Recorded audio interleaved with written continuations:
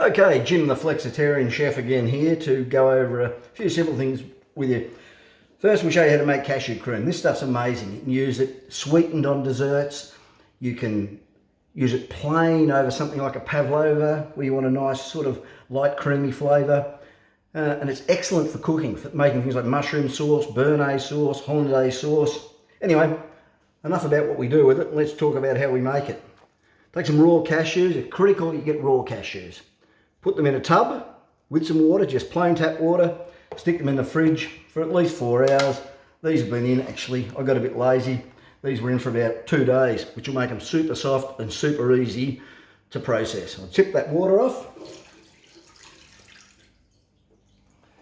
Now this is too many to do in one batch, I think, for my little food processor. Okay, we'll do about that to start with and I'll finish the rest off later. Chuck them in, simple as that, as they are. Lid on the food processor. Up. Got too many cashews in there, doesn't want to stand up. Food processor on, start them on slow.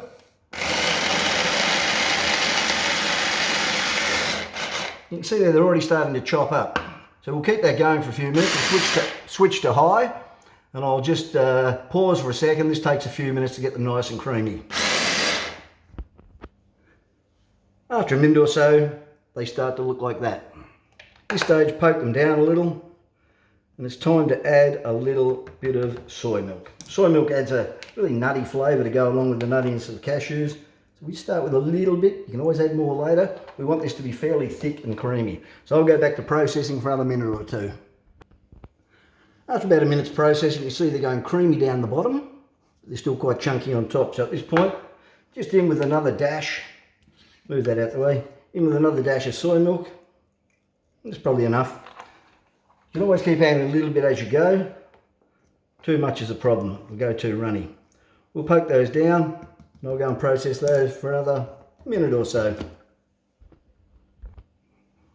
Okay, at this point they still need a little bit more with the soy milk, another dash.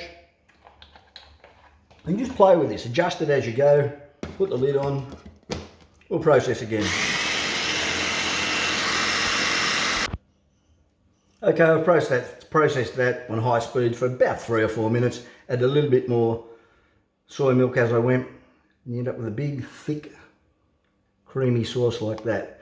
Now what I do with it, this stuff is great to have on hand at any time.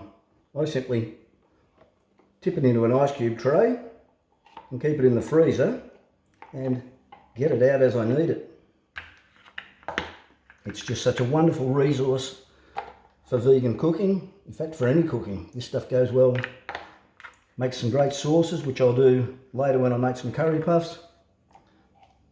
You get the idea. Okay, there it is.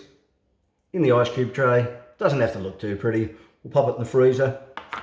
Ready to use at any other time. And I'll show you how to use this in a number of recipes as time goes on. Anyway, bye for now. I'll be back soon with another one.